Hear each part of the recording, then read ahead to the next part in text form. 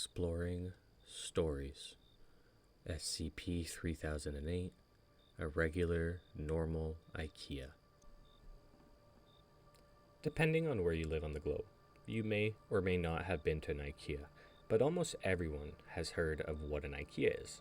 For those of you who don't know, it's a global home furnishing brand that designs and sells ready-to-assemble furniture, but that's not it. They also have kitchen appliances, bedroom stuff all ready to go, mattresses, and even have a cafeteria within the store.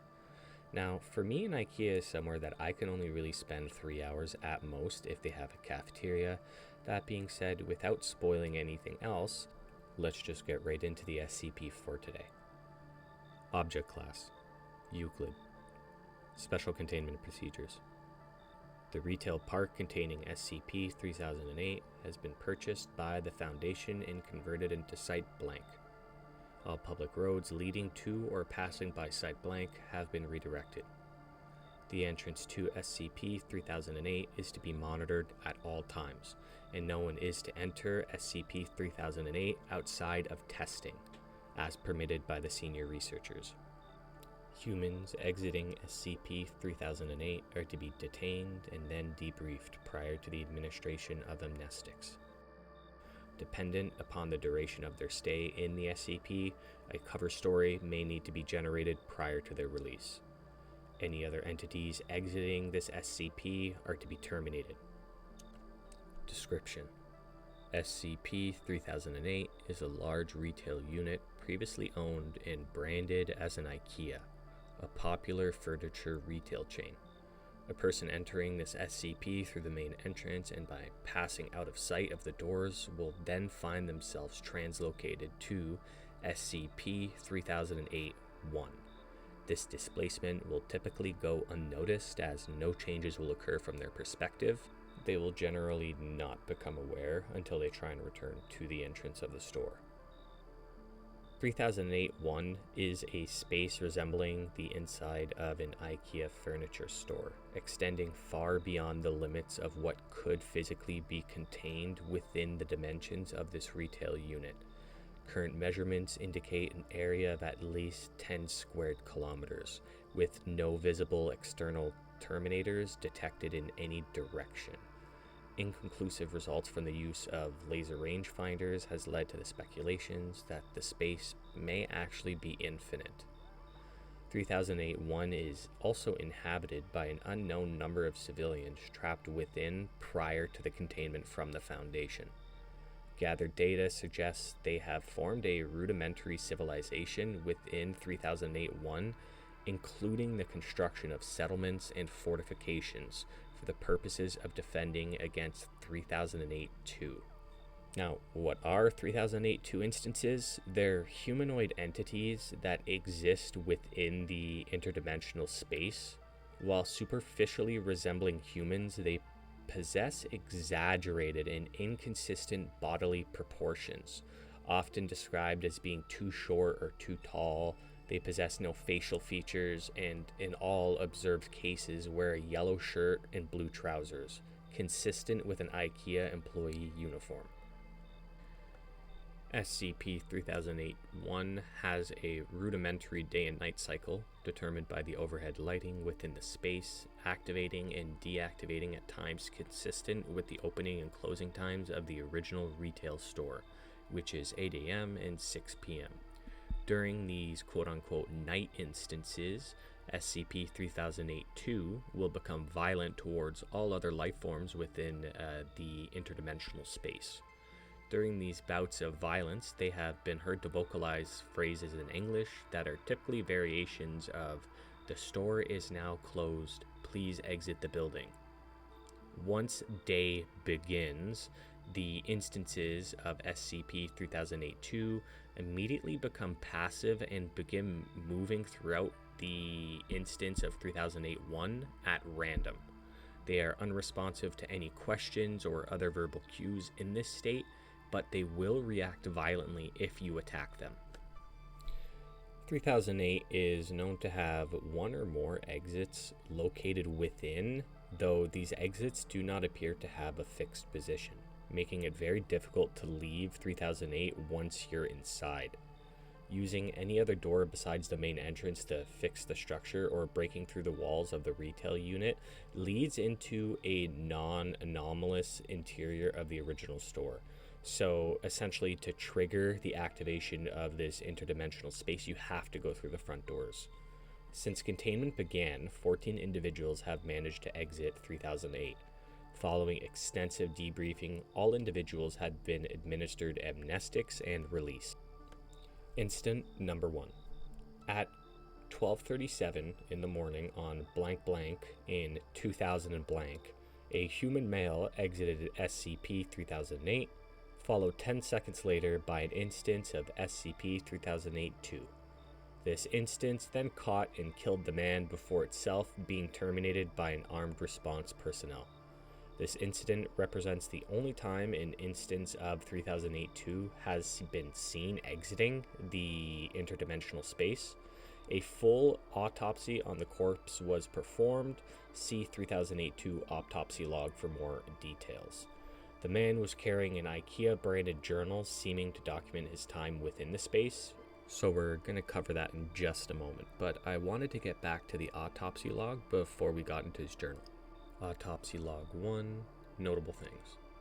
The employee, which was the SCP-3008-2 instance, had absolutely no blood, organs, or any necessary functions of life. It had no sexual reproductive organs or anything to even reproduce with. It was all stuck together, no bones or anything, just one big block of skin.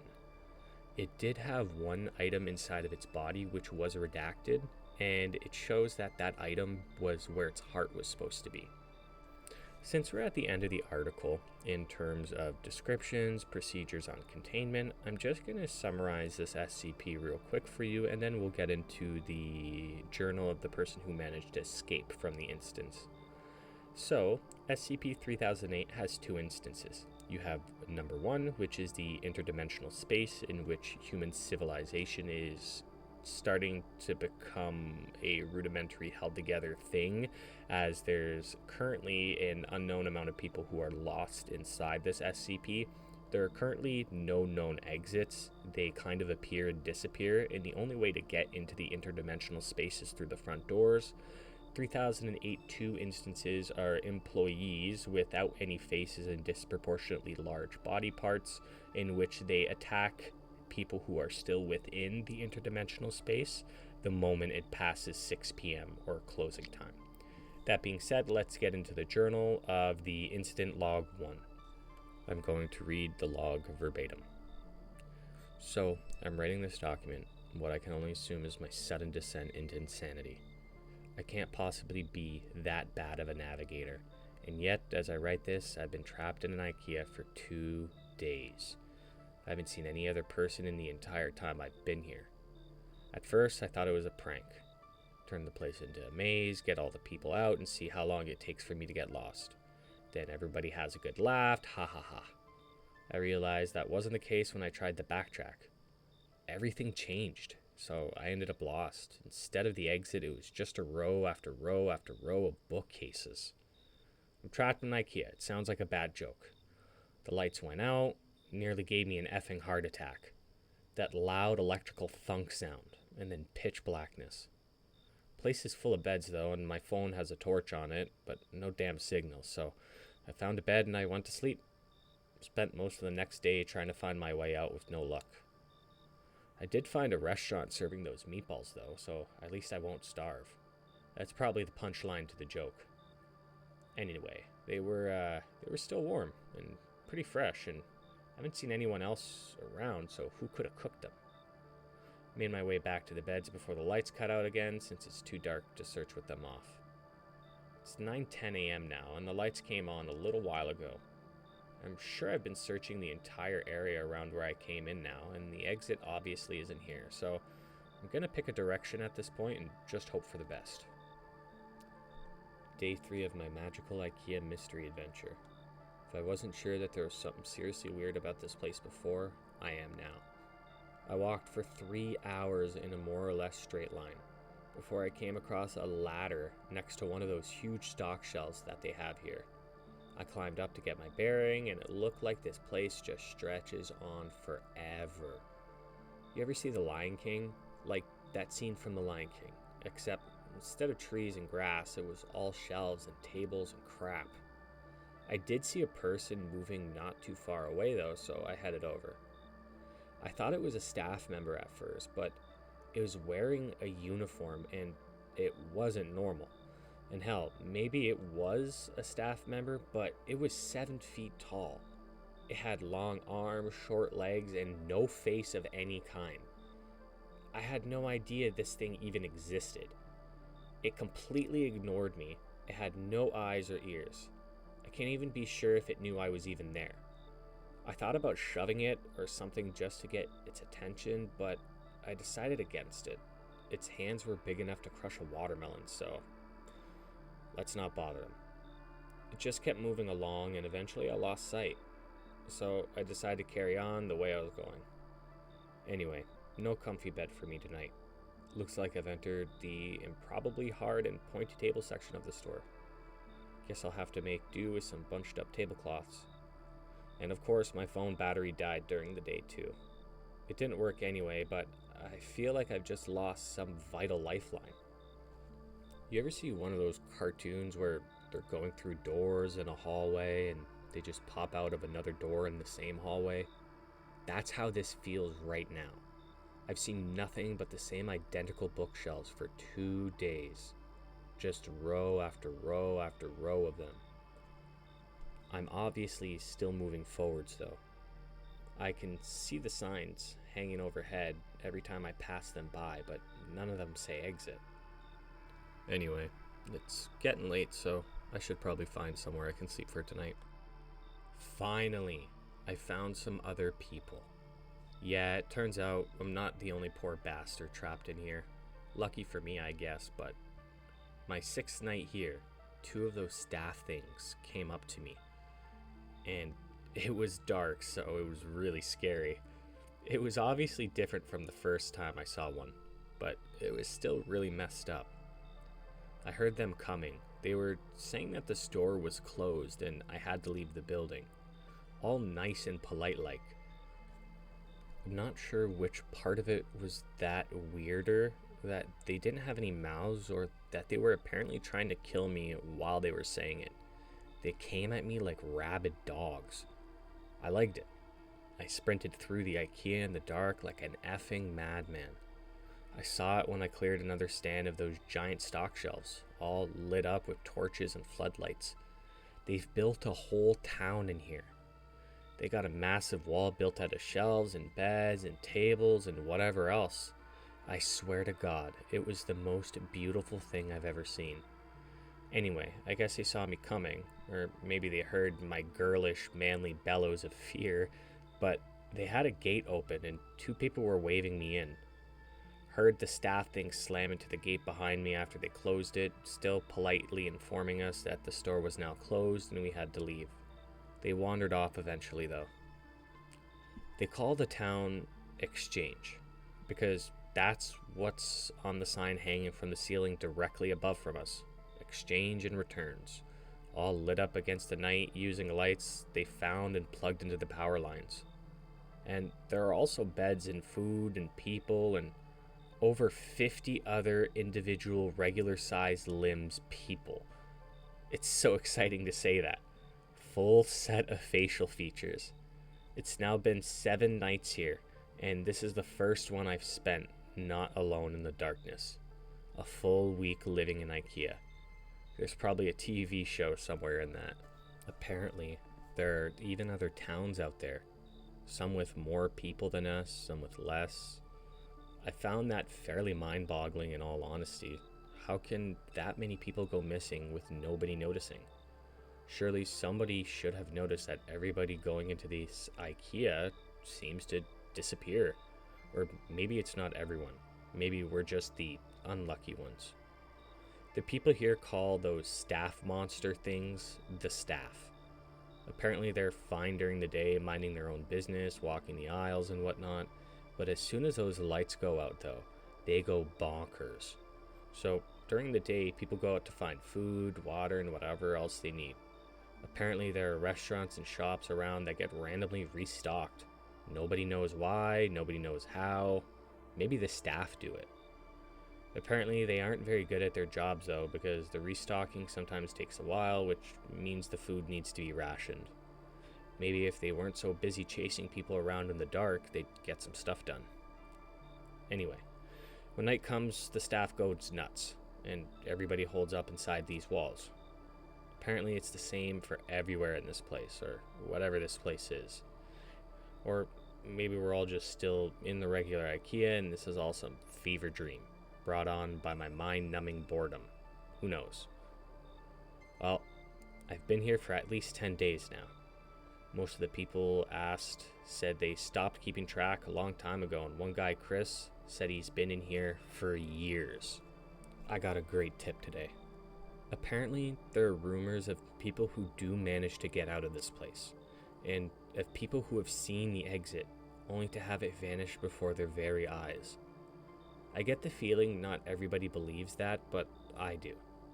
I mean, it explains how we got stuck in here in the first place, and I mean, come on.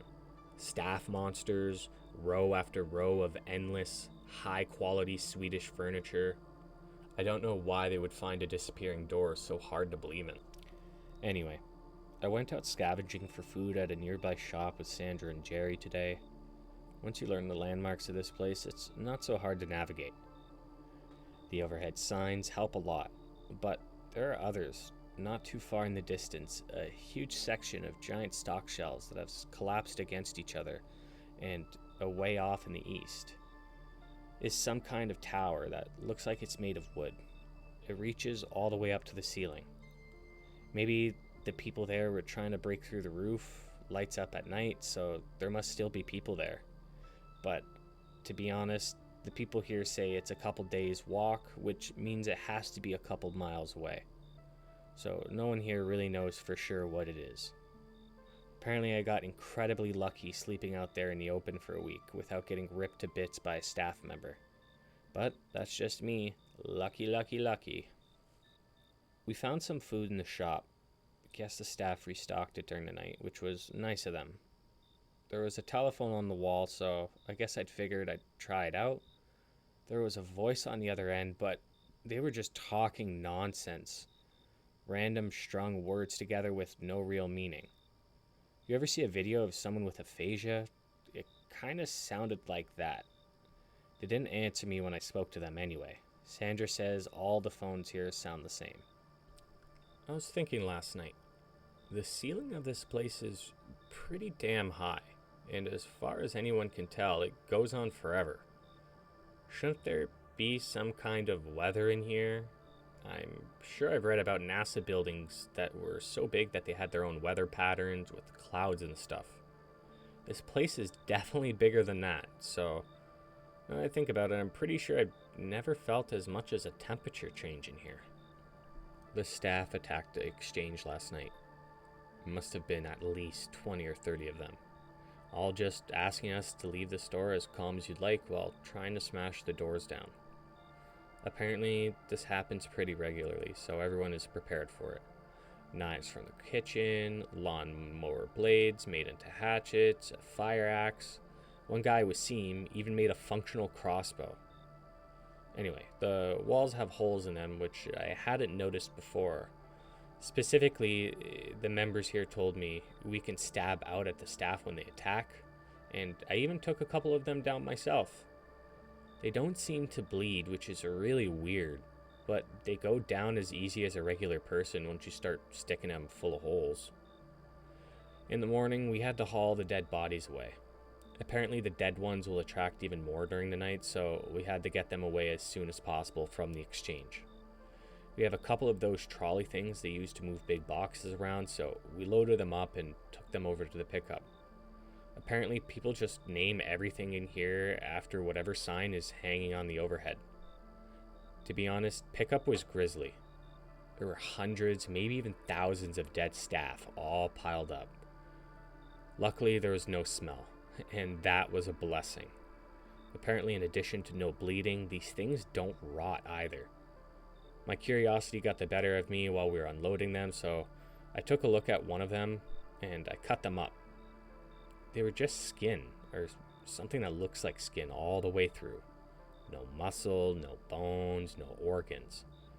Are they even really alive in the first place? I mean, they certainly seem like they have bones when they're moving around. And honestly, I'm sure I felt more resistance than just skin when I was putting the knife through them during the night.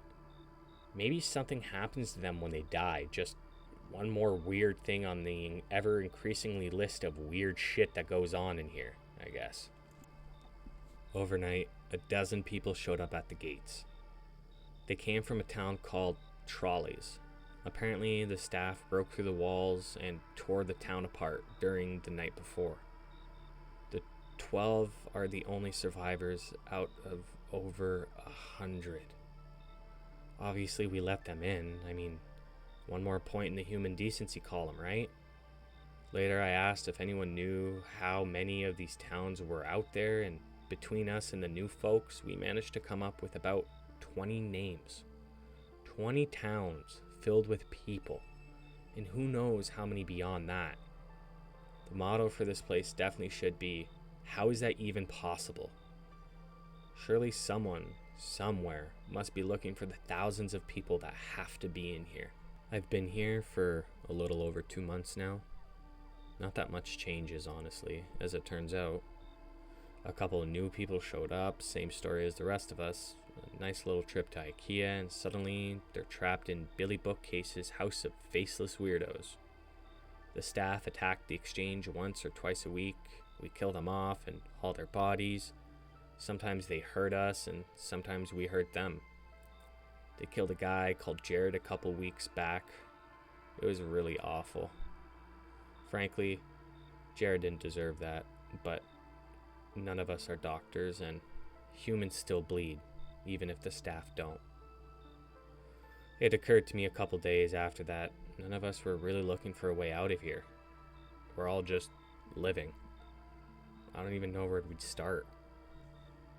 One of those quadcopter things with a camera attached to it just buzzed past the exchange today. I thought it meant that someone was finally looking for us, that help was on the way, but apparently it's not the first time this has happened though. Same thing happened a few months ago, and everyone is still here. I have no idea if it saw us. It didn't stop if it did. It just kept flying until we could no longer see it. Note: based on the recovery time of the journal, this entry appears to line up approximately with our first successful test piloting of a drone inside of SCP-3008-1. Analysis of this footage shows a walled-off settlement under a sign labeled Exchange and Returns. Attempts to relocate the settlement failed. Origin of the previously sighted drones is unknown. I started talking to people about the stuff they miss from home during dinner today. Probably not the best idea I've ever had, since everyone seemed pretty down afterwards, but a bunch of people here have families, husbands, wives, kids, dogs, and some even have whole farms and businesses. And what's even weirder is, all these people have seriously odd gaps in their knowledge. 3 of them have never heard of the International Space Stations. 2 of them never seemed to think that blank blank was the Prime Minister. And one of them apparently never heard of the Statue of Liberty. And I believe them. They seem just as confused as the rest of us. The more I thought about it, the more it started to explain a few things. What if the reason no one is looking for all of us missing is because we didn't all come from the same place and time?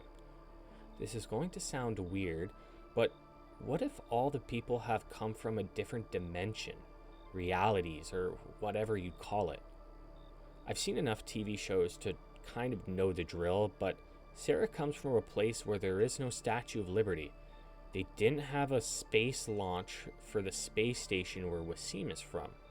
If everyone here came from different places, even from ones that seem pretty identical, there'd be no huge missing persons panic, no mass search, no nothing. We'd just be a blip. A single missing person in a world of non-stop news. Well, anyway, that was a fun train of thought. I need to stop. I just realized that yesterday was the 6-month anniversary of my arrival here. Too bad Ikea doesn't sell any guns. I say that because the attacks of our faceless jailers have been getting worse lately. 3 or 4 times a week now, with twice as many staff. No idea where they're all coming from or why their attacks have increased. We tried following them during the day a few weeks ago, me and Sarah. We wanted to see if they led back to a staff room or something, but they didn't go anywhere. They just randomly walked through the aisles. We'd had to turn back before we even found any information to give our team. We've been reinforcing the walls, trying to arm ourselves better, but it's going pretty slow. The attacks are getting bad now, almost every night, and with so many staff that the bodies pile up high enough to climb over the walls. I think we're in real trouble here. I think the exchange is done. We got hit pretty bad last night, not many casualties, but the wall is wrecked. We finally figured out why the attacks had been escalating too. A box of supplies had a chunk of one of the staff in there. No idea how that even happened, but apparently a piece of them will be enough to draw them just as much as a full body would. Too late now in any case. There's too many bodies for us to haul away, and we don't have enough time to fix the wall before tonight. Candace has called a meeting, and I suspect there will be talk of abandoning the exchange. Maybe try and get shelter at checkouts or something, I don't know. It's already getting late though, and I don't think we'll have time to make it. Maybe some of us will, and I was fine for that first week out in the dark after all. But then, how often can I keep getting lucky? I'm only writing this for a sense of closure, I guess, for me or for anyone who even finds this. This is my final entry here. I hope whoever's reading this is doing so from outside of this place. What's my biggest fear? If I do die tonight, I'll just wake up in here in the morning. Note: this is the last entry in the log. It is assumed that while attempting to reach the checkout settlement, he was separated from the rest of his group by pursuing SCP-3008-2 instance and happened upon the checkout. Note: this is the last entry. It is assumed that while attempting to reach the checkout settlement, he was separated from the rest of his group by pursuing SCP-3008-2 instance and happened upon the exit. That brings us to the end of today's video. Thank you so much for your time, and if you're still listening, please consider subscribing, liking, or commenting. It does help the comment. A quick shout out to all the people who ended up subscribing and having us pass 130 as of today, August 10th, 2024, and also a specific shout out to the homies Astro, Toomey, Crazy King, and a Breadstick. Thank you so much for supporting me from the beginning of this channel. Have a great night.